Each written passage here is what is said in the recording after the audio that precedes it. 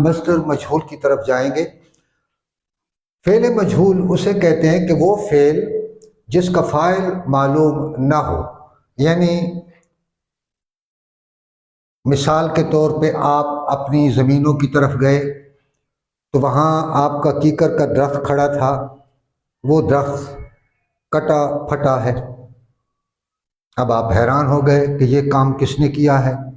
کام ہوا پڑا ہے لیکن جس نے یہ کام کیا ہے وہ آپ کو معلوم نہیں۔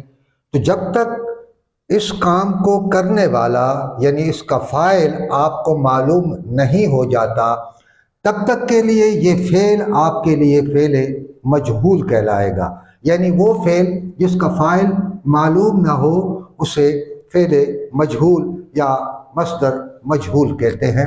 تعریف لکھ لیجئے گا، وہ فعل